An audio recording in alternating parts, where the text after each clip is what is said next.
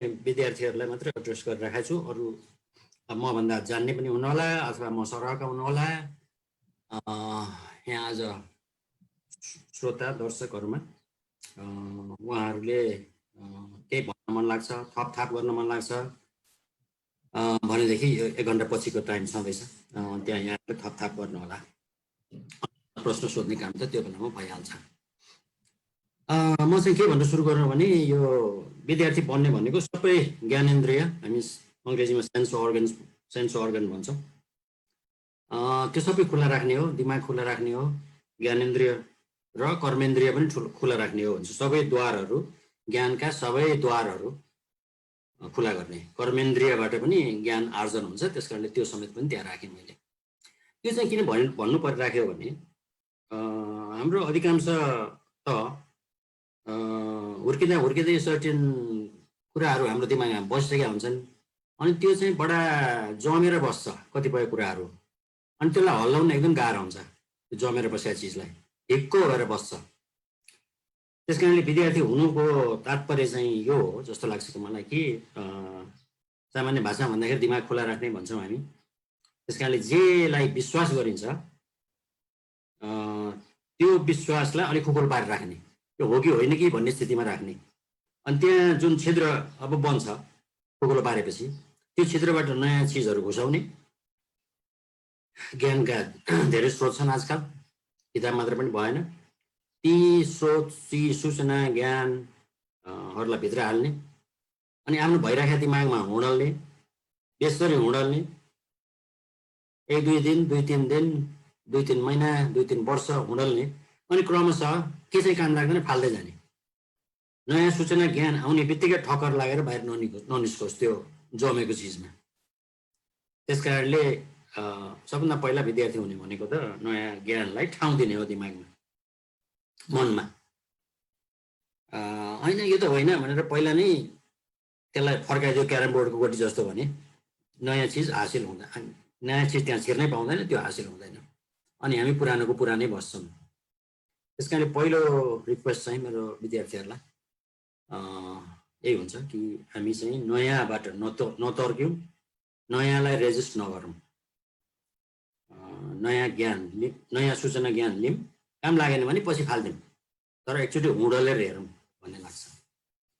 त्यसपछि मैले सोसियोलोजी पढाउने हुँदाखेरि एभ्रिथिङ इज सोसल लेखेँ त्यहाँ। म चाहिँ के भन्ने गर्छु भने संसारमा त्यस्तो केही पनि छैन, इन्क्लुडिङ यो जुम र कम्प्युटर र टेलिफोन र घर र बत्ती र हावा र पानी, पृथ्वी नै कि जुन कि सोसल होइन। सोसाइटी यत्र तत्र व्याप्त छ, सोसाइटी नभएको ठाउँ कुनै छैन भन्ने गरेर त्यहाँबाट सुरु गर्छु म समाजशास्त्र पढाउनलाई।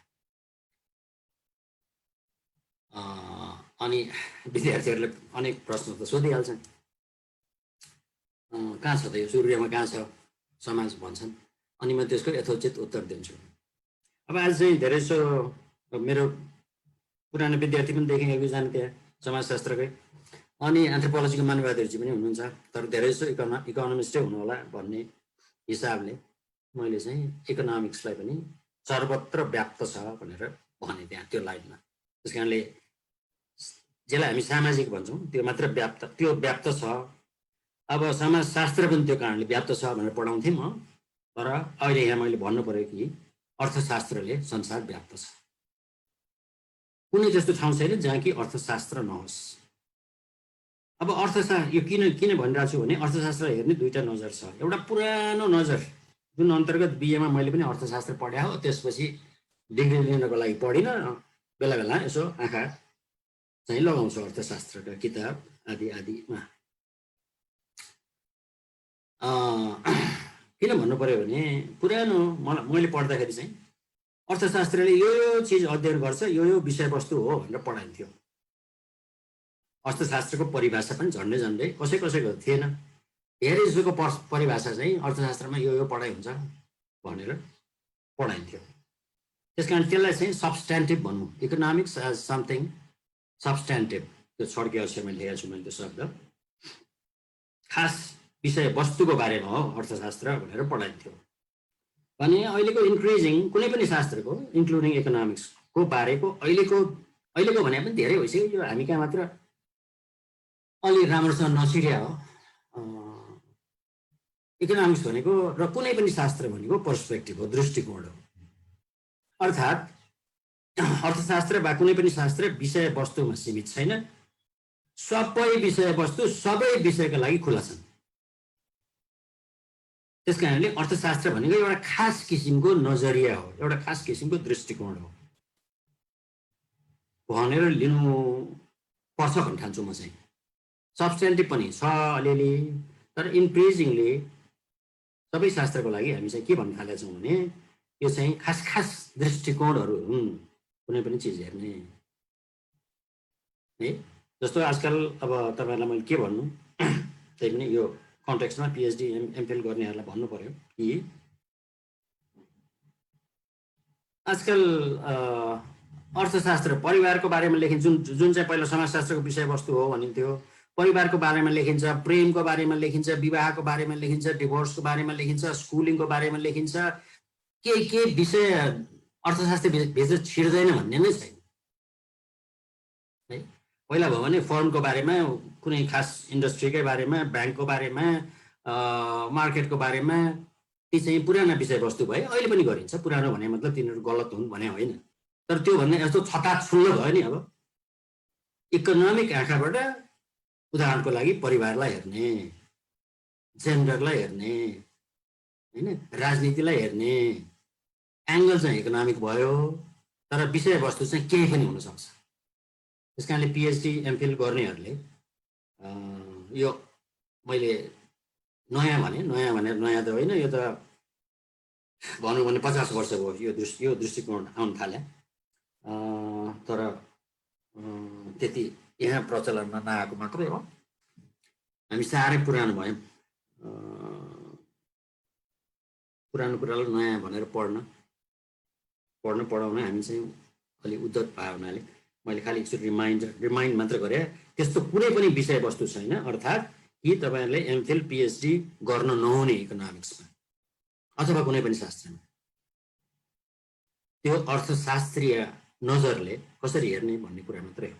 मैले अब यति कुरा भने सबै चिजमा सबै शास्त्रीय आँखाले हेर्न सकिन्छ। आँखा विशिष्ट हुन्छ अलिकति, त्यो पनि अब इन्टरडिसिप्लिनरी, ट्रान्सडिसिप्लिनरी यस्ता दृष्टिकोण आउँदैछन्। संसारको समस्या सल्भ गर्नलाई विभिन्न शास्त्र चाहिन्छ, एउटै शास्त्रले गाह्रै छ। त्यस कारणले पनि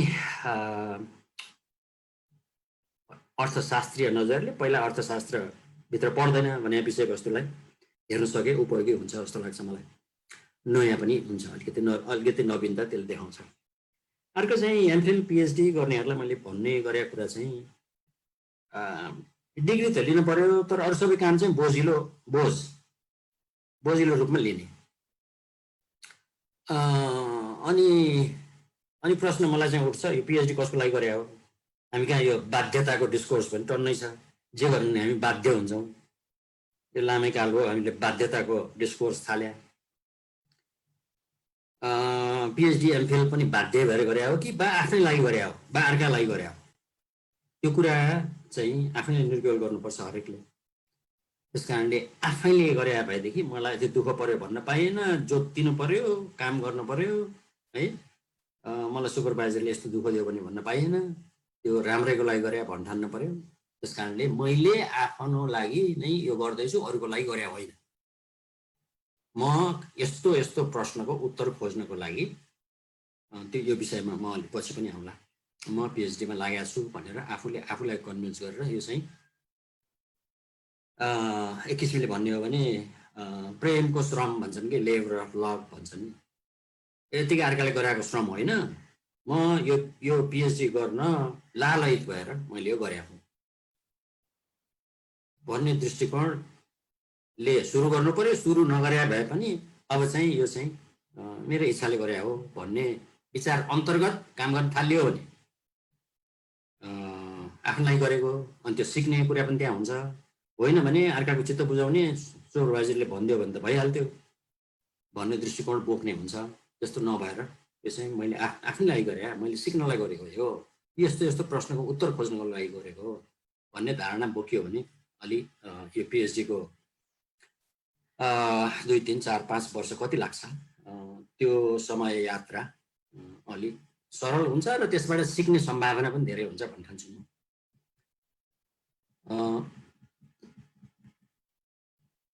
अर्को बुझ्दा बुझ्नु है, यो चाहिँ फेरि पनि विद्यार्थी हुने भनेको पिएचडी गर्ने एमफिल गर्ने भनेको प्रश्न सोध्ने हो, ठिक प्रश्न सोध्ने हो, प्रश्न सोधिरहने हो, अनन्तर प्रश्न सोधिरहने हो, बच्चा जस्तो प्रश्न सोध्ने हो। तपाईँको कतिजना बच्चा छ होला, बच्चाले एउटा प्रश्नको उत्तर दियो, अनि त्यो चाहिँ त्यो उत्तरमा फेरि प्रश्न गर्छ, फेरि त्यो उत्तर दियो, फेरि प्रश्न गर्छ। यो बच्चा हुने हो, यो पिएचडी गर्ने एमफिल गर्ने भने। रिसर्चर हुने भनेकै, कुनै पनि तहको रिसर्चर हुने भनेको प्रश्न निरन्तर प्रश्न गरिरहने हो। अब त्यो कुरा भन्न किन महत्त्वपूर्ण भयो भने हामीलाई आम कुरा, आफ्नो खास गरी आफ्नो वरिपरि भएको, आफ्नो समाजमा भएको कुरा यो यस्तै हो, यो नर्मल हो, अनि हामीलाई प्रश्नै उठाउन मन लाग्दैन, यो त यस्तै हो नि भन्ने लाग्छ। अब त्यही कुरा अर्को समाजबाट मान्छे आएर त्यही कुरा हेऱ्यो भने उसलाई अचम्म लाग्छ, अनि उसले प्रश्न उठाउँछ, अनि उसले प्रश्न रिजल्भ गर्न पनि अटेम्प्ट गर्छ, अनि उसले के निकाल्छ, एउटा आर्टिकल निकाल्छ, एउटा किताब निकाल्छ, के निकाल्छ, अनि हामी चाहिँ हेरे हुन्छ। त्यो किन पनि हुन्छ भने हाम्रा अरू कमजोरी पनि छन्, तर एउटा मुख्य कारण त के हो भने हामी प्रश्नै गर्दैनौँ।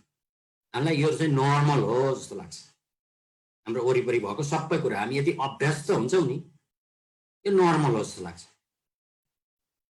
जस्तो अस्ति मैले जेन्डर स्टडिजको विद्यार्थीहरूलाई भनेको थिएँ, भने हजारौँ उदाहरण दिन सकिन्थ्यो, तर एउटा उदाहरण हामी मध्ये कसैको चाहिँ अब बिहाको लागि वरवधु छान्ने तरिका एउटा हुन्छ, अर्को हुन्छ हामी भित्रै नै, नेपालको भित्रै नै होइन। जस्तो उदाहरणको लागि कसैको काकाको छोरा, काकाको छोरी, फुपूको छोरा बिहा हुन्छ, त्यो बिचमा बिहा हुन्छ, कसैकोमा हुँदैन। तर त्यो हुनेले पनि नहुने यो चाहिँ हामी कहाँ किन हुन्छ, अरू कहाँ किन हुँदैन भने किन सोध्दैन? किनभने त्यो त चलनै छ, त्यो त रीतै हो, त्यो परम्परा हो, यो प्रश्न गर्ने कुरै होइन जस्तो लाग्छ हामीलाई। तर यो प्रश्न गर्न एकदमै जायज कुरा हो। त्यस्तै कतिपय विषयवस्तुहरू इकोनोमिक्स पनि भइहाल्छ, त्यो चाहिँ तपाईँहरूले सोच्नु होला। त्यस कारणले के चाहिँ यो के हो, किन हो भन्ने कुरा निरन्तर सोधिराख्ने, त्यसलाई आमकरण नगर्ने भन्छु म चाहिँ। यो जेनरलाइजलाई अर्कै उदाहरण दिन्छु, म चाहिँ आमकरण नगर्ने भन्छु, त्यसलाई चाहिँ प्रश्न सोधिराख्ने, यो नै त्यसलाई नर्मल नबनाउने, प्रब्लमेटाइज गर्ने, त्यसलाई प्रब्लम रिसर्च प्रब्लममा ट्रान्सफर्म गर्ने, यो कुरा एकदमै महत्त्वपूर्ण छ। अनि त्यो प्रब्लम बनाएपछि मात्रै अनि त्यो प्रब्लमको रेजोल्युसन खोज्न सकिन्छ। कुनै पनि तपाईँलाई थाहै छ कि कुनै पनि रिसर्च गर्नको लागि, एमफिल पिएचडी लगायत अरू सबै रिसर्च गर्नको लागि एउटा खास इन्टेलेक्चुअल प्रब्लम खडा गर्नुपर्छ, अनि क्रमशः त्यसको रेजोल्युसन खोज्नतिर गइन्छ। यो तपाईँहरूलाई थाहा छ, म अलिकति पछाडि सम्भवतः आउँछु पनि होला। अनि त्यसको साथसाथै अब हामी रिसर्चमा, साइन्समा के भन्छौँ भने कसैलाई विश्वास नगर्ने, आफैलाई पनि विश्वास नगर्ने, सेल्फ क्रिटिकल हुने, अरूको पनि क्रिटिकल हुने। क्रिटिकल भने गाली गर्ने भने मात्र होइन, फेरि आजकल यो क्रिटिकल हुने भनेको आलोचनात्मक चेत भनेर कसले अनुवाद गरिदियो, हामी त्यो समात्दै छौँ।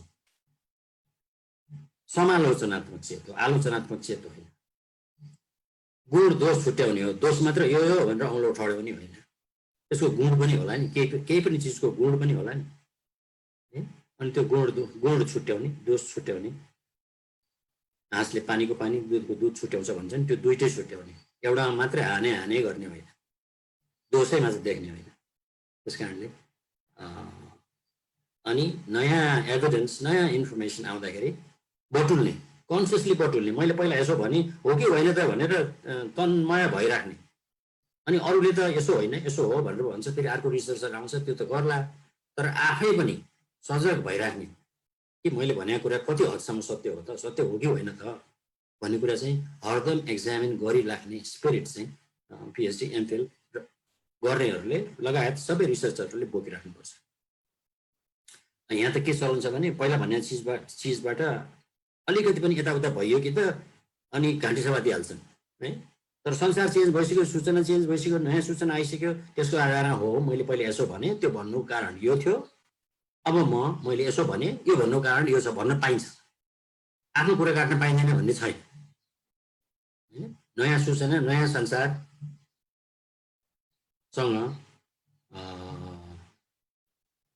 त्यसमा अनुभव गर्दा नयाँ संसारमा बस्दा नयाँ सूचना आउँछ, त्यसको आधारमा नयाँ कुरा भन्न पाइन्छ। पहिलाको कुरो गलत भए पनि त्यही कुरा नि ठिक हो भन्नु चाहिँ मूर्खता हुन्छ।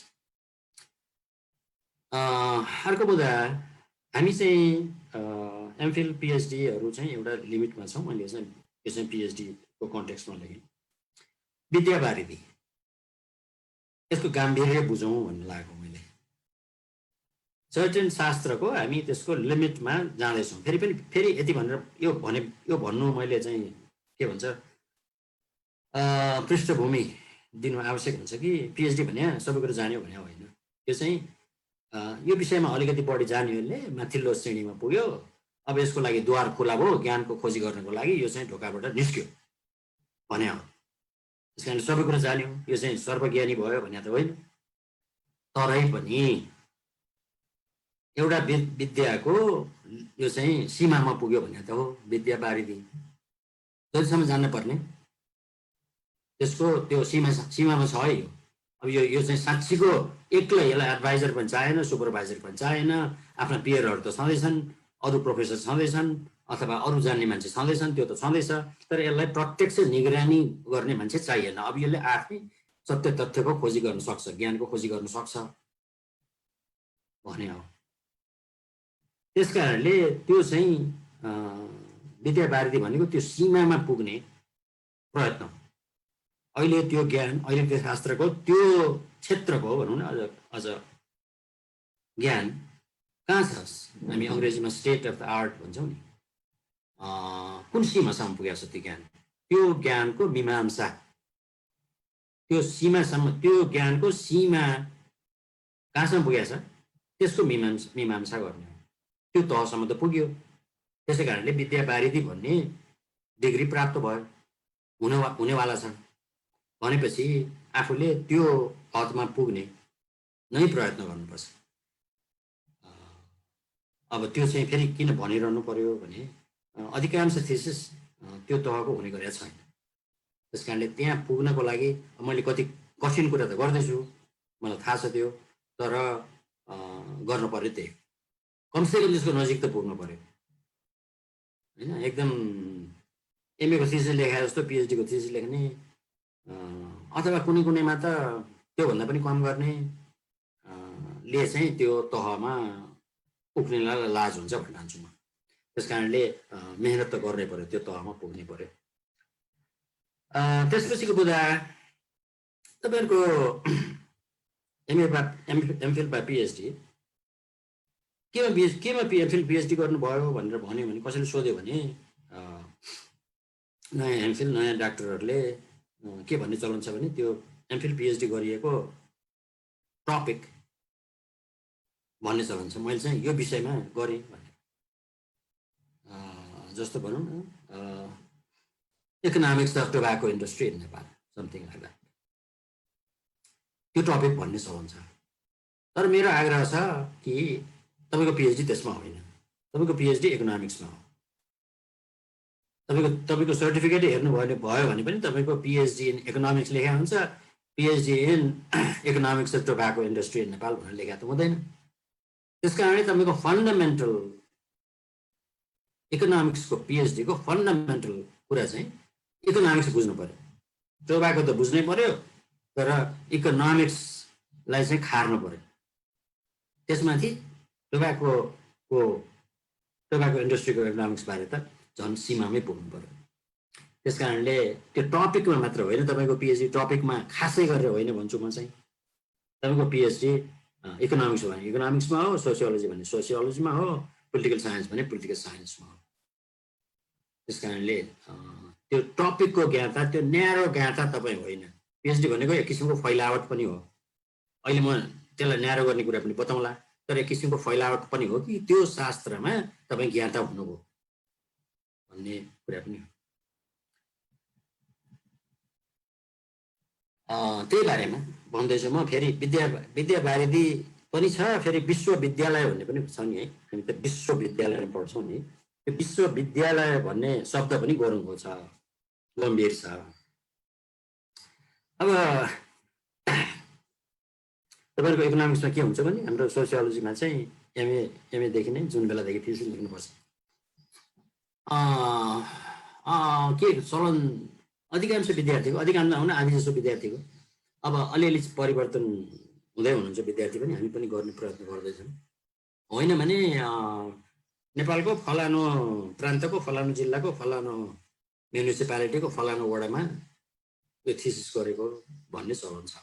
अनि त्यसको नाम लिने, त्यहाँको अनि भन्न पनि लाज हो नि, त्यो अक्षांश देशान्तर नदी नालाबाट त्यसले नै 5-7 पेज खान्छ। तर वास्तवमा त के हो भने इकोनोमिक्सको वा सोसियोलोजीको वा कुनै पनि शास्त्रको त्यसरी जियोग्राफिकल्ली लिमिटेड हुने कुरा त्यति ठिक होइन। हामी इम्पेरिकल एभिडेन्स त पक्कै पनि सानो ठाउँ खोज्छौँ, सर्टेन नम्बर अफ फ्यामिलीजको गरौँला, सर्टेन गाविसमा जाउँला, सर्टेन प्रान्तमा जाउँला, त्यो आफ्नो ठाउँमा त ठिकै छ। किनभने इम्पेरिकल एभिडेन्स खोज्न अनलेस यु डु त्यो के भन्छ लार्ज डेटा भन्ने चलन छ आजकल है। लार्जै नभइकन हामी कहाँ पनि अब सेन्सस छ, संसारभरि सेन्सस छ, अनि कतिवटा 60-70वटा मुलुकमा लिभिङ स्ट्यान्डर्ड मेजरमेन्ट सर्वेहरू छन्, अनि धेरै मुलुकहरूमा डेमोग्राफिक हेल्थ सर्वे छ। त्यस्तै डेटा त कति अहिले त भनेर साध्य भएन है। गएको 30-40 वर्षमा त यो डेटाको त अपार भण्डार र एकदम अलमल्लिने भण्डार, त्यो पारै गर्न सक्ने भण्डारहरू खडा भएको छ संसारभरि।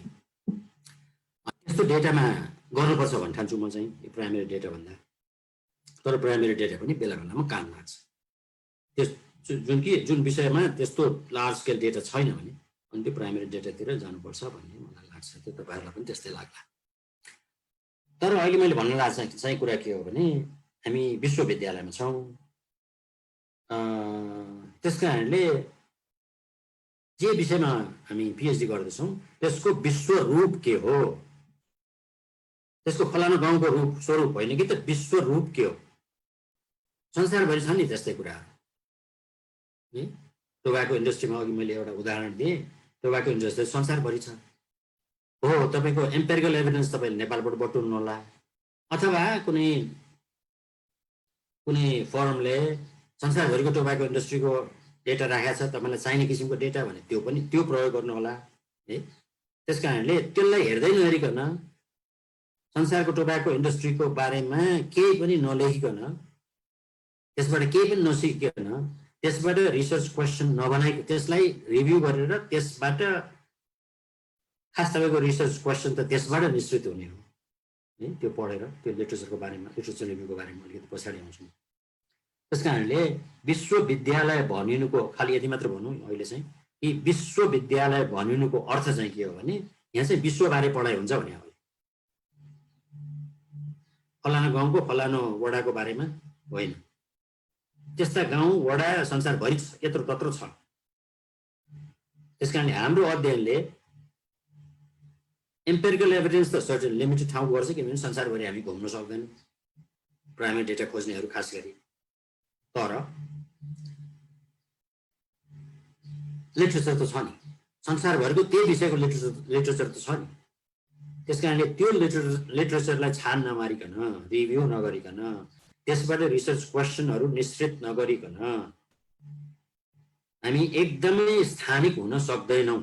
विश्वविद्यालयबाट विद्यावारिधि गर्नु, विश्वविद्यालयबाट दिने विद्यावारिधि डिग्रीको लागि। त्यस कारणले खास ठाउँको बारेमा होइन हाम्रो थिसिस हुनु हुँदैन। यो चाहिँ खास ठाउँकोबाट एम्पेरिकल एभिडेन्स लिने आफ्नो ठाउँमा छ, तर यो चाहिँ विश्वको बारेमा बोल्नुपर्छ थिसिसले। त्यस कारणले एकदम साँगुरो आँट सानो गर्ने होइन, मन फुकाउने हो र चाहिँ मेहनत गर्ने हो भन्ने ठान्छु।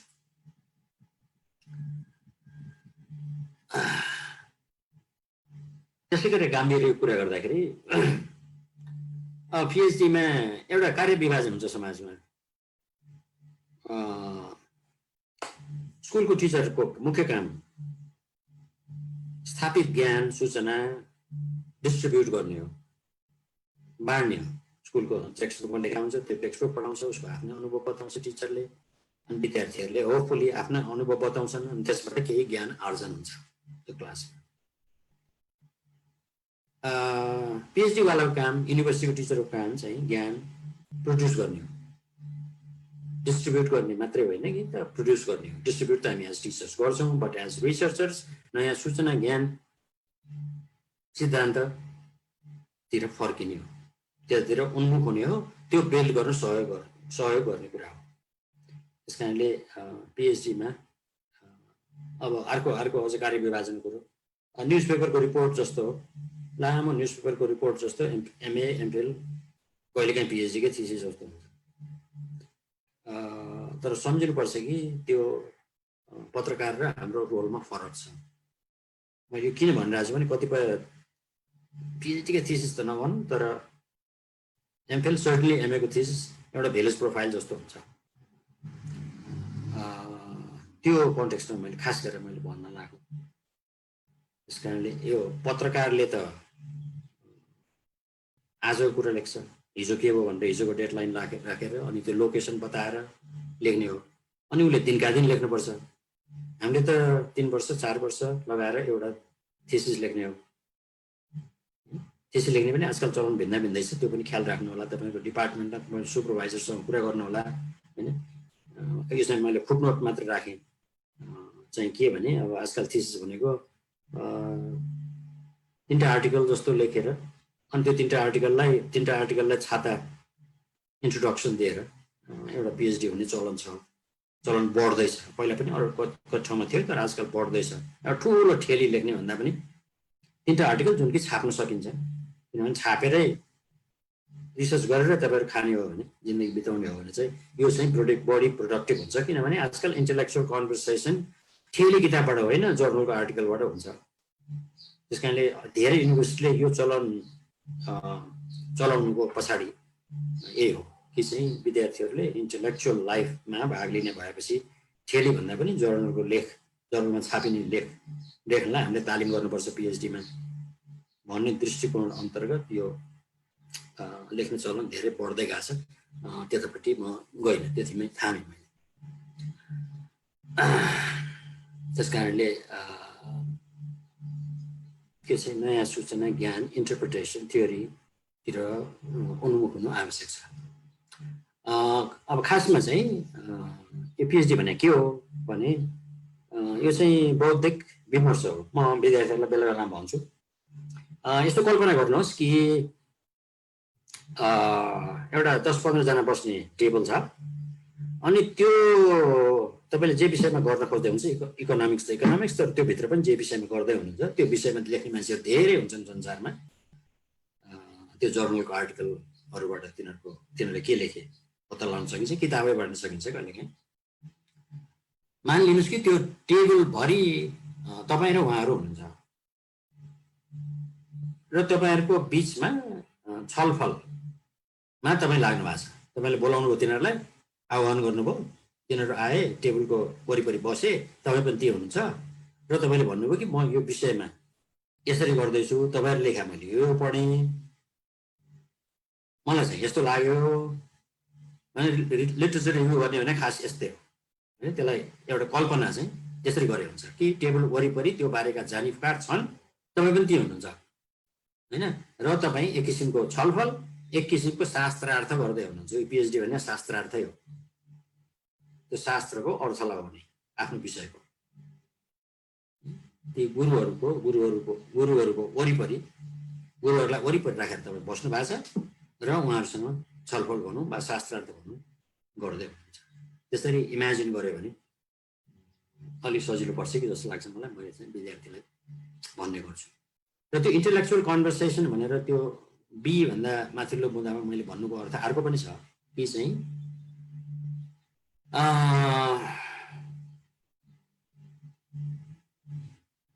कमसेकम सोसियोलोजीमा पढ्न आउने, इकोनोमिक्स पनि जस्तो होला, तर इकोनोमिक्स सोसियोलोजीमा अलिक बढी हुन्छ। त्यो चाहिँ के हो भने सोसियोलोजी किन पढ्न आयो भनेर विद्यार्थीहरूलाई सोध्यो भने विद्यार्थीले के भन्छन् भने यो फलानु फलानुले फलानु गरिबले फलानु जातकोले दलितले महिलाले बा गरिबे बाहुन होला के होला यिनीहरूले दुःख पाछन् अथवा त्यो रिक्सावालाले दुःख पाछ अथवा फलानुले दुःख पाछ त्यो दुःखलाई अलिक कम गर्नलाई सकिन्छ कि भनेर म समाजशास्त्र पढ्न आएको भन्छन्। यो चाहिँ संसारभरि नै हो, यहाँ पनि त्यस्तै छ भनेको सुधारतिर लागेर हुन्छ। अनि त्यही अनुरूप थिसिसको पछाडि लामो रेकमेन्डेसन हुन्छ, यसो यसो यसो यसो गऱ्यो भने दुःख हराउनुहुन्छ भने जस्तो छोटकरीमा भन्नुपर्दा। तर मेरो दृष्टिकोणमा त्यो गलत कुरा हो। थिसिसमा रेकमेन्डेसन लेख्ने नै गलत कुरा हो भन्छु म। हामी चाहिँ सुधार भन्दा पनि विश्लेषण गर्न सिक्नुपर्छ। सुधार गर्नु पर्दैन भने होइन, मैले हामी नागरिक पनि हौँ, त्यो नागरिकको हिसाबले हामीलाई सुधार गर्नु आवश्यक पनि लाग्छ। तर यो कुरा केही समयलाई 2-3 वर्ष 4 वर्षलाई पिएचडी गरुन्जेललाई एमफिल गरुन्जेललाई थाँती राखौँ भन्छु म चाहिँ। यो 2 वर्ष यस्तो हो, यो 4 वर्ष यस्तो हो जहाँ कि हामीले विश्लेषण गर्न सिकौँ, अनि त्यो पछि गर्न सकिन्छ। त्यस कारणले यो चाहिँ विश्लेषण प्रधान ठाउँ हो, यो चाहिँ सुधार प्रधान ठाउँ होइन। त्यो सुधार गर्नलाई त हामी त्यत्रा राजनीति गरिरहेका छौँ, सिंहदरबारै राखेका छौँ, के राखेका छौँ। एउटै काममा किन जोडी खोजिरहनु, उनीहरूले नगर्ने काम गरौँ न। यो युनिभर्सिटी भनेको विश्लेषण गर्ने ठाउँ। फेरि सुधार र विश्लेषण त्यस्तरी छुट्याउनु पनि सकिँदैन जसरी मैले अहिले प्रस्तुत गरेँ, त्यो म बुझ्छु। तर प्रायोरिटी चाहिँ पक्कै पनि यो विश्लेषण गर्न सिकौँ, इकोनोमिक एनालिसिस गर्न सिकौँ, वा आफ्नो शास्त्रको किसिमको विश्लेषण गर्न सिकौँ। त्यो चाहिँ महत्त्वपूर्ण हुन्छ। सुधारको लागि टाइम छ। सुधारको लागि धेरैजना मान्छे लागेका छन्। त्यहाँ मान्छे खट्ट भएर विचार खट्टै भएर सुधार नभएको होइन। यदि कहीँ सुधार भए पनि होला, कहीँ भएको छैन, त्यो चाहिँ विचार नभएर भएको होइन भन्ने मलाई लाग्छ। त्यो चाहिँ कमिटमेन्ट नभएर मात्रै हो सुधार नभएको ठाउँमा। म दोस्रो सेक्सनमा लागेँ। टाइम आधा घन्टा कति भयो? आधा घन्टा भयो। म अब अलि छिटो जान्छु।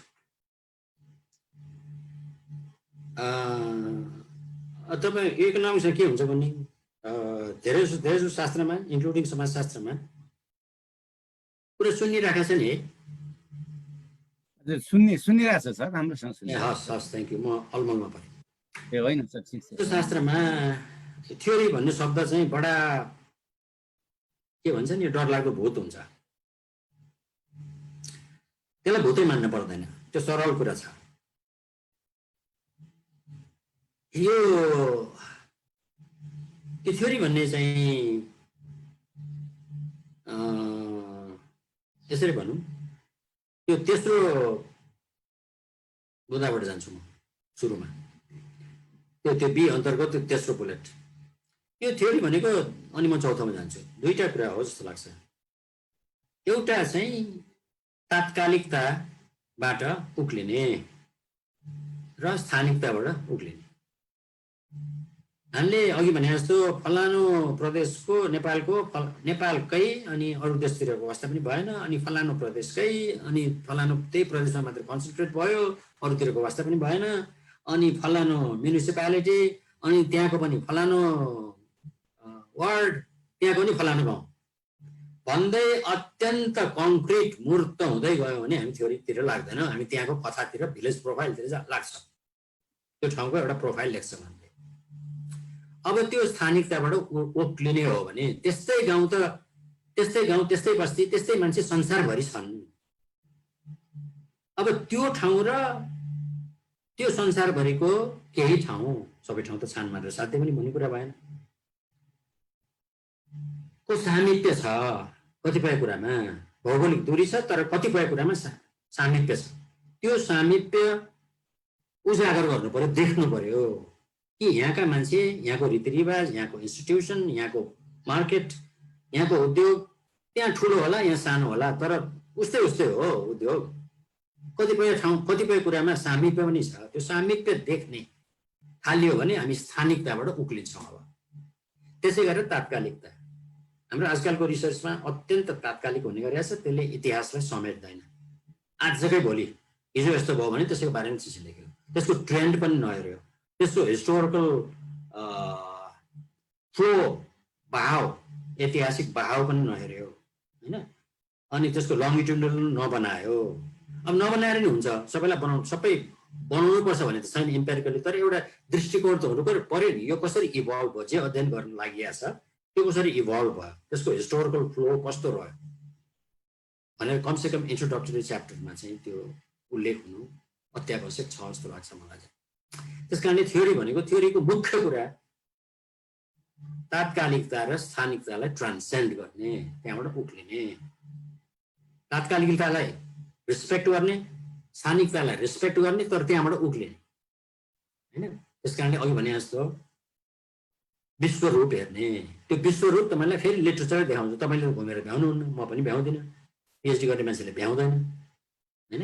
त्यो भ्याउने चाहिँ अरू लेखा पढेर हो, अरूले अरू ठाउँको लेखा हुन्छ, तपाईँले यहाँको लेख्दै हुनुहुन्छ होइन। तर यहाँको लेख्दाखेरि अरू ठाउँ के हो त, अरू ठाउँ र यहाँको सामिप्य के हो त भनेर तपाईँले राम्ररी विवेचना गर्न सक्नुभयो भने तपाईँको सीमा यो गाउँ होइन, अब तपाईँ गाउँ विश्व, किनभने तपाईँको विश्वको लिटरेचर पढेर तपाईँ सुसज्जित हुनुहुन्छ, सुसज्जित हुनुभएको छ तपाईँ, अनि तपाईँलाई आँट बढ्छ कि फलाना गाउँको फलाना वडाको फलाना गाउँको बारेमा होइन, अथवा फलाना उद्योगको बारेमा मात्रै होइन, नेपालको फलाना उद्योग मात्रै होइन कि संसारको त्यो उद्योगको बारेमा म लेख्दैछु भन्ने गर्व अनुभूति त्यहाँबाट गर्न सकिन्छ। त्यस कारणले यो स्थानिकता र तात्कालिकता नाग्ने कुरा, त्यहाँबाट उक्लिने कुरा, नाग्ने भने फेरि त्यसलाई छोड्ने भने होइन, त्यसलाई समेट्दै अगाडि बढ्ने कुरा हो। त्यसभन्दा त्यसलाई समेट्दै त्योभन्दा माथि पनि आँखा यसो उघारेर हेर्ने कुरा हो। संसारमा चाहिँ के छ त, यहाँ त यस्तो रहेछ, संसारमा के छ त भनेर आँखा उघारेर हेर्ने प्रयत्न हो। अनि फोर्थ बुलेटमा गएँ, त्यो चाहिँ कजल रिलेसन, को रिलेसन। इकोनोमिक्सलाई अलिक बढी सोसियोलोजीलाई भन्दा यो थाहा हुन्छ कि कार्यकारण सम्बन्ध के हो, सहसम्बन्ध के हो, यो के कुरा केसँग जोडिया छ, के भएर के हुन्छ। यो कार्यकारण सम्बन्ध स्थापित गर्ने अथवा सहसम्बन्ध, जुन ठाउँमा कार्यकारण सम्बन्ध स्थापित गर्न सकिँदैन, कतिपय ठाउँमा सकिँदैन, वास्तवमा आइडियल्ली भन्ने हो भने त कार्यकारण सम्बन्ध कहिले पनि स्थापित गर्नै सकिँदैन, एकदम कडा रूपमा हेर्ने हो भने।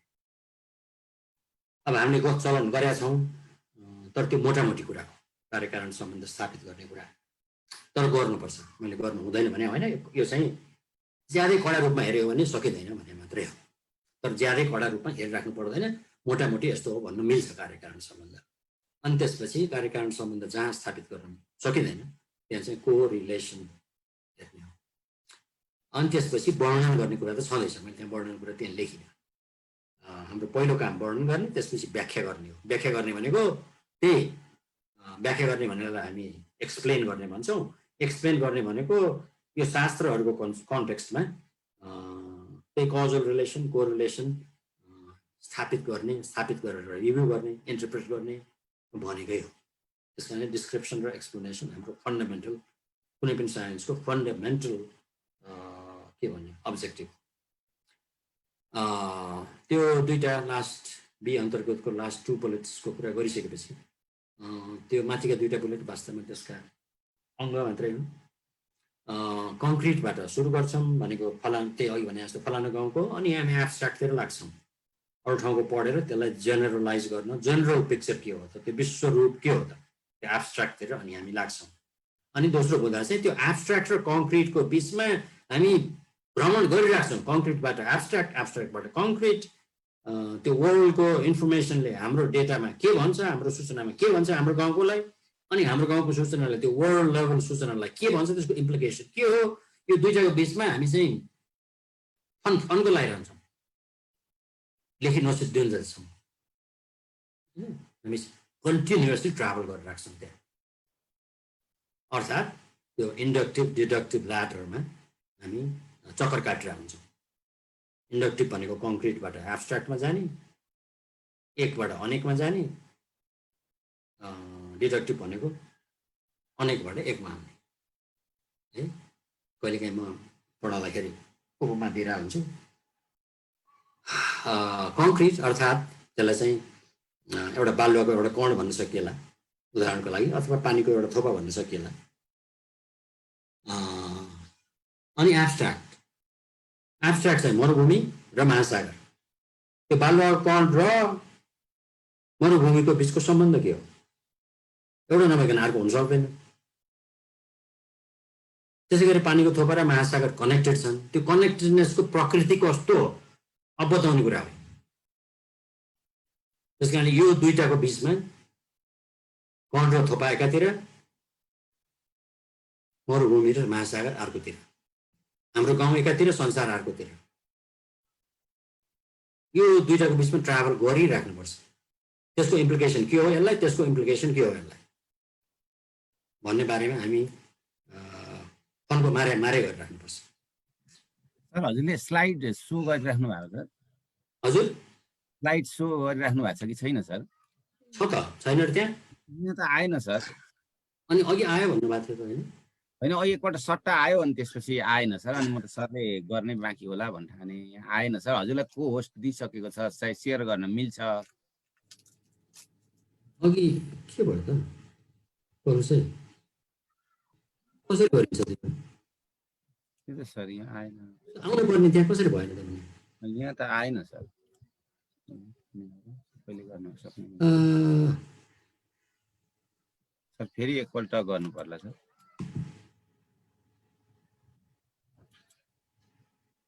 यहाँ मेरो स्क्रिनमा छ पक्कै त स्लाइड सेयर। ल अब अघिदेखि आएको भने हुन्थ्यो। अब आयो? छैन सर, अहिले पनि आएको छैन सर। अब आयो?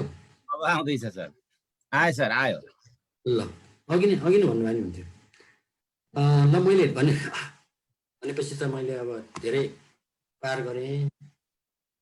अब मैले यस्तो छ तपाईँ पहिला नदेखा भए यो बिगिन विथ भन्दै मैले ज्ञानेन्द्रिय कर्मेन्द्रियबाट सुरु गरेर अनि अर्थशास्त्र जताततै छ भन्ने गर्दै अनि कसरी प्रश्न सोध्ने भन्ने यो बुलेटहरू म गइरहेको छु।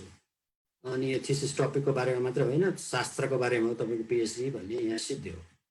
गर्दै गर्दै यो थ्योरीमा मैले अहिले भर्खर भने। अब म चाहिँ अलि एक किसिमको सरल सेक्सनतिर जाँदैछु। अब अहिले आयो? आयो सर, आयो, राम्रोसँग आयो सर, अहिले क्लियर। त्यो थ्योरी एम्पेरिक्सको सेक्सन बी सेक्सन मैले सकाएँ। अब रिसर्च सेक्सनतिर के सिक्वेन्सतिर जाँदैछु म। त्यो चाहिँ अलि सरल छ, अलि बुझ्नलाई। अब के गरेर हाम्रो सिक्वेन्स चाहिँ के हो? रिसर्च प्रोसेस भन्ने मेरो टाइटल पनि छ, त्यो माथिको पनि प्रोसेसकै भाग हो। तर त्यो एक्चुअल रिसर्च गर्नुभन्दा अगाडि कसरी तयार हुने भन्ने कुरा हो अहिलेको चाहिँ। अब एक्चुअली रिसर्च चाहिँ को बारेमा कसरी कन्सिभ गर्ने र कसरी एक्चुअली त्यो पाइला चाल्ने भन्ने कुराहरू यहाँ अलिकति छ, जुन कि अरूहरूले पनि धेरै गर्नुभयो होला। यो चाहिँ अघिको भन्दा पनि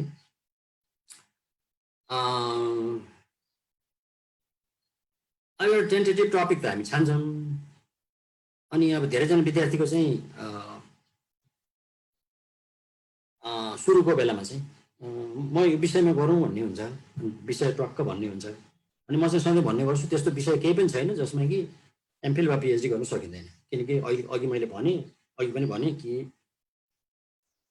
कुन दृष्टिकोणले हेर्ने भन्ने मात्रै हो। जहाँसम्म अब सोसियोलोजीको विद्यार्थीलाई मैले भन्ने चाहिँ अनि त्यही इकोनोमिक्सको लागि पनि एप्लाई हुन्छ पक्कै, कि समाजशास्त्रीय दृष्टिकोणले हेर्न सकियो भने जे विषयमा पनि गर्न सकिन्छ। त्यसै गरेर अहिलेलाई भन्न सकिन्छ कि दृष्टिकोण चाहिँ अर्थशास्त्रीय बन्नु पर्यो, विषयवस्तुको सीमै छैन। कुनै पनि विषयवस्तुमा यो पिएचडी वा एमफिल गर्न सकिन्छ। त्यसपछि टपिक एउटा मोटामोटी यो हो भनेर छानेपछि त्यो टपिक चाहिँ कसरी आउँछ त आफ्नो मनमा भन्ने पनि कुराहरू छन्। अब मेरो दृष्टिकोण पनि सबभन्दा उपयोगी दृष्टिकोण चाहिँ आफ्नो मनमा जे कौतूहल हुन्छ पहिलादेखि सानोदेखि हुर्किँदाखेरि त्यो चाहिँ कसरी भयो होला भन्ने हुन्छ नि मान्छेको मनमा। त्यस्तो छ भने सबभन्दा राम्रो त्यो विषय जस्तो लाग्छ। तपाईँहरू कहिले विषय छानिसक्नुभयो यो कुरा भनेर धेरै फाइदा छैन, त्यस कारणले म छोट्याउँछु। तर जसले छान्नु भएको छैन उहाँहरूलाई चाहिँ उपयोगी होला। कि आफूलाई त्यस्तो कौतूहल छ भने सबभन्दा राम्रो त्यो कौतूहलले आफूलाई धेरै अगाडिसम्म पुर्याउँछ, तानिन्छ, त्यसले मोटिभेट गर्छ आफूलाई। त्यस कारणले त्यो विषयवस्तु सबभन्दा राम्रो हो भन्ने ठान्छु। त्यस कारणले यो विषयमा गर्नुहुन्न भन्ने नै छैन, जे विषयमा नि गर्न सकिन्छ। त्यसपछि प्रोग्रेसिभ रिभ्यू अफ लिटरेचर भनेको छु मैले। भनेको पहिला हामी त्यो विश्वलाई नै छान मार्छौँ, त्यो बारेको शास्त्रलाई, त्यो बारे के लेखिया छ। तपाईँ पिएचडीमा कतिवटा 100वटै कतिवटाको बिब्लियोग्राफी बनाउने भने हुन्छ अरे, 100, अब त्योभन्दा नि बढी पनि होला, तर 100 भनौँ न यसलाई। त्यसपछि क्रमशः तपाईँ ठ्याक्कै साँघुरोलाई ल्याउनुहुन्छ, अनि त्यसको उपमा चाहिँ एउटा फनेलको उपमा दिने गरिन्छ किताबहरूमा।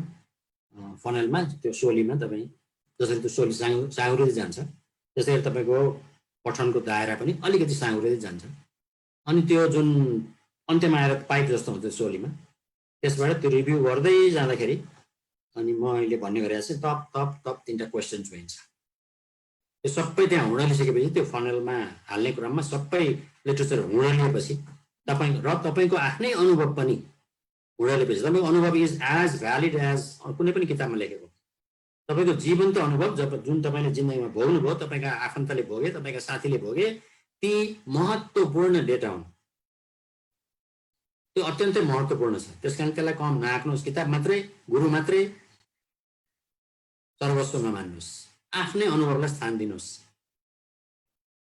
होइन। यो दुईटा घोल्नुहोस्, आफू र अरू पढेका कुरा र आफ्नो अनुभव घोल्नुहोस् होइन। रिभ्यू गर्ने भनेको रिभ्यू भनेको चाहिँ त्यहाँ मैले सर्टकटमा लेखेको छु। रिभ्यूलाई के भन्छ नि, सन्धि विग्रह गरेर हेर्नुहोस्, रिभ्यू। त्यस कारणले रिभ्यू कसरी गर्ने त, कसरी हुन्छ त भने आफ्नै दृष्टिकोणबाट हेर्ने। मेरो अनुभवले मलाई एक किसिमको चेतना दिएछ, अनि मेरो अनुभवले त्यो पढ्दाखेरि के भन्छ, त्यसले हामी क्रिटिकली पढ्ने भन्छौँ, रिफ्लेक्टिभली सेल्फ रिफ्लेक्टिभ हुने भन्छौँ। भनेको मेरो दृष्टिकोणमा त्यो आर्टिकलमा के छ के छैन, कसरी छ कसरी छैन होइन। हरेक आर्टिकललाई त्यहाँ लेखेर समरी गर्ने होइन। अहिले तपाईँहरूलाई त्यहाँ समरी गर्नु भनेको छ, के अरे एनोटेटिभ बिब्लियोग्राफी भनेको छ, समरी हो। तर समरीले पुग्दैन, त्यसलाई चाहिँ आफ्नो दृष्टिकोणले हेर्ने हो। 1, 2, तपाईँले 10वटा आर्टिकल पढ्नुहुन्छ भने पनि त्यहाँ 10 थरी नभए पनि 5 थरी दृष्टिकोण त हुन्छन्। अब त्यो एउटा दृष्टिकोणले अर्कोलाई पढ्नुहोस्। त्यो 10वटा मध्ये पनि 10वटा आर्टिकल पढ्दा नि वा 10वटा किताब पढ्दा त्यो 10वटा मध्ये एउटा अथरको आँखाबाट अर्को अथरलाई हेर्नुहोस्, अब रिभ्यू गर्नुहोस्। त्यस कारणले अनि क्रमशः रिभ्यू गर्दै जाँदाखेरि तपाईँको रिसर्च प्रब्लम वा रिसर्च क्वेसन तप चुहिने हदसम्म हुँडाल्नुहोस्। त्यसलाई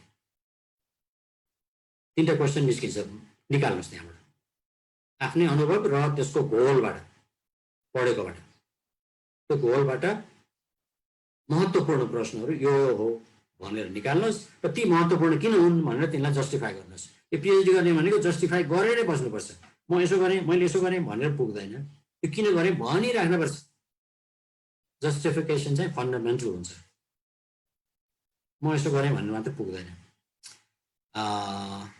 त्यसपछि सबभन्दा पहिला रिसर्च प्रब्लम निर्माण गर्ने हो। अघि मैले प्रब्लमेटाइज पनि भनेको थिएँ नि। रिसर्च प्रब्लम वा रिसर्च क्वेसन्स वा त्यसलाई कहिलेकाहीँ अब्जेक्टिभ पनि भन्ने गर्छौँ हामी। तर अब्जेक्टिभ लेखेपछि रिसर्च क्वेसन लेखिराख्नु पर्दैन होला कि अब के फेरि के चलाउँछ। हरेक युनिभर्सिटीको आफ्नो चलाउनु हुन्छ, कोही त्यो नचाहिने कुरा भयो भने लेख भनेर हुन्छ, दोहोऱ्याइकन। त्यसलाई कि अब्जेक्टिभ भन्नु होला कि रिसर्च क्वेसन भन्नु होला, दुइटै भन्नु आवश्यक छैन भन्ने ठान्छु। अथवा रिसर्च प्रब्लम र रिसर्च क्वेसन भने चाहिँ रिसर्च प्रब्लम चाहिँ समष्टि हो, रिसर्च क्वेसन्स भने चाहिँ त्यसको पार्ट्सहरू व्यष्टिहरू हुन्। अथवा व्यष्टि एकै ठाउँमा राखेपछि त्यो समष्टि हुन्छ। रिसर्च प्रब्लम भने समष्टि, क्वेसन्स भने व्यष्टि भन्नु।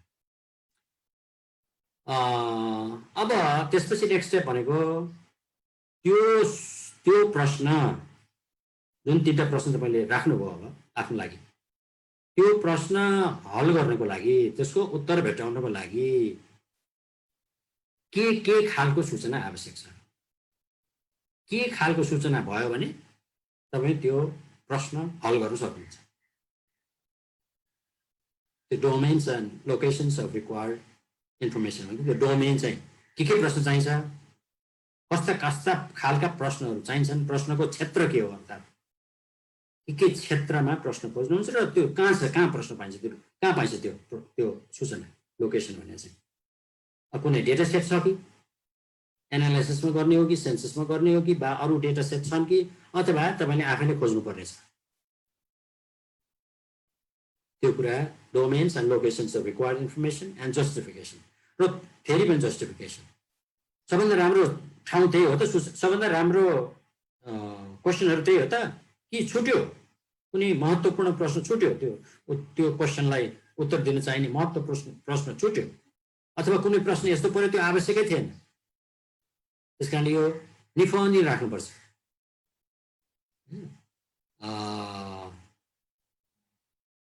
त्यसै गरेर अनि त्यो कसरी त्यो इन्फर्मेसन कलेक्ट गर्ने, techniques of information collection and justification. फेरि पनि प्रश्न के अरे त्यो इन्फर्मेसन कलेक्ट गर्ने यदि खास गरेर प्राइमेरी डेटा कलेक्ट गर्ने हो भने त झन् यो चाहियो, होइन भने पनि एउटा डेटा सेटै छ भने पनि खास डेटा, खास भेरिएबलको डेटा तपाईँ लिनुहुन्छ ठुलो डेटा सेटबाट, त्यही भेरिएबल किन, अर्को चाहिँ किन छोड्ने त, अर्को चाहिँ किन महत्त्वपूर्ण छैन, यो चाहिँ किन महत्त्वपूर्ण छ त भनेर त्यसलाई फेरि पनि छानबिन गर्नुपर्ने, निफान्नुपर्ने हुन्छ।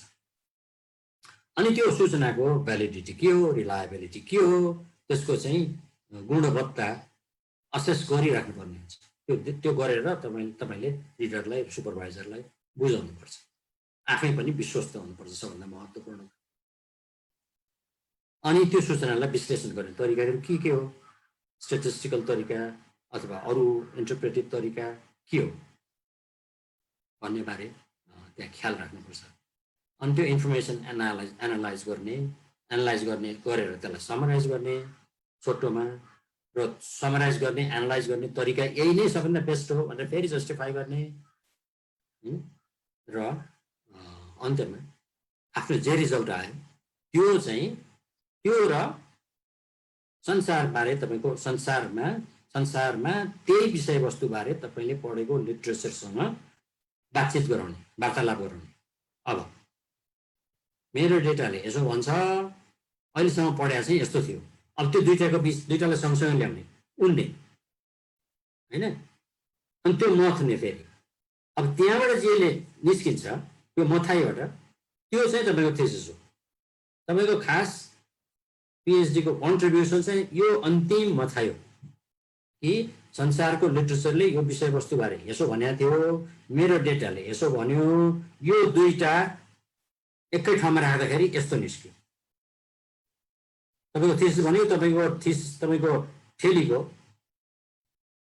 अन्तिम 2, 3, 4 पेज हो, त्यो चाहिँ तपाईँको थिसिस हो एज सच। कि तपाईँकोबाट के निस्क्यो, संसारको बाटे अरू शास्त्रीहरूले के भनेको थिए र त्यो दुईटा गाड्दाखेरि के निस्क्यो, त्यो चाहिँ खास थिसिस हो।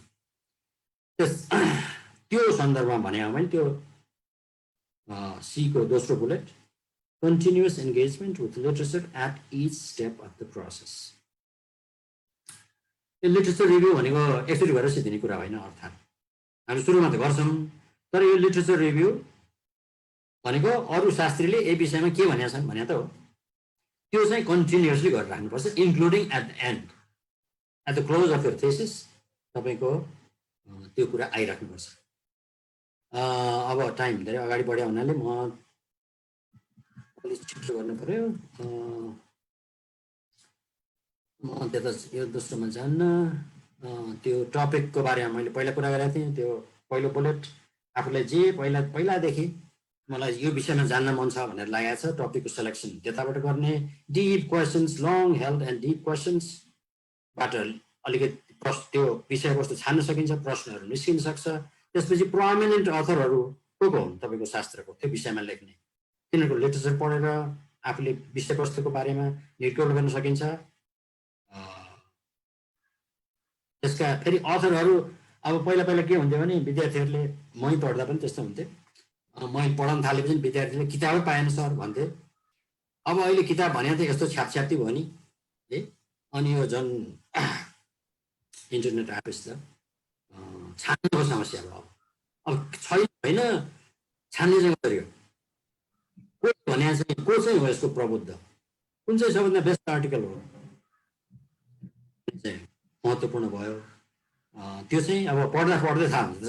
अरू सानोतिनो तरिका त छन्। सबभन्दा ठुलो लेखकको हो, 5 जना को यो विषयवस्तुका सबभन्दा ज्ञाता भन्ने, तर मुख्यतः त्यो पढेर थाहा हुन्छ, पढ्दा पढ्दै थाहा हुन्छ। त्यो अरू विषयवस्तु छान्ने तरिका आफ्ना गुरुहरू पनि हुन्, करेन्ट इभेन्टहरू पनि हो, अखबार पढेर टपिक चुज गर्न सकिन्छ। यो अघि भनेकै कुरा हो, त्यो प्रब्लमेटाइजिङ। अघि त्यो रिसर्च क्वेसन अर प्रब्लम मैले अघि भनिसकेँ, यो चाहिँ बौद्धिक विमर्श हो पिएचडीको कुरा भने।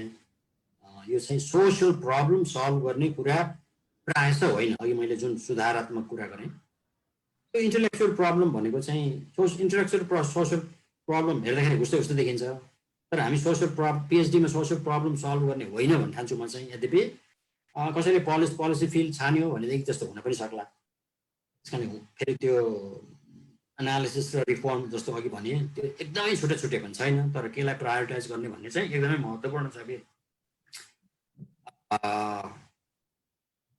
अब सोसियल प्रब्लम भन्दाखेरि जे नेगेटिभ कुराहरू छन् समाजमा त्यसलाई हामी सोसियल प्रब्लम भन्छौँ। जस्तो इकोनोमिक्समा भनिएला इन्फ्लेसनलाई भनिएला, अनइम्प्लोइमेन्टलाई भनिएला।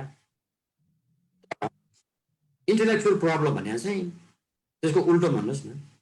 अर्थशास्त्रीको लागि अनइम्प्लोइमेन्ट धेरै भयो भन्नु त्यत्तिकै रिसर्चको विषयवस्तु बन्न सक्छ जतिको फुल इम्प्लोइमेन्ट भयो भने पनि हामी त्यसको क्वेसन सोध्न सक्छौँ, फुल इम्प्लोइमेन्ट किन भयो, कस्तो अवस्थामा फुल इम्प्लोइमेन्ट हुन्छ।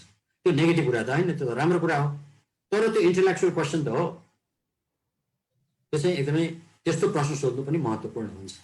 त्यस कारणले सोसियल प्रब्लम र उसको बारेमा मैले त्यति मात्र भने। त्यसपछि रिसर्च के भन्छ, रिसर्चेबल हुनुपर्छ तपाईँले त्यो क्वेसन, म फेरि जान्न। त्यो मैले गरिसकेँ। 1 घन्टा मोटामोटी भयो। मैले थाहा ल। अब तपाईँहरूको प्रश्नहरूतिर म जान्छु।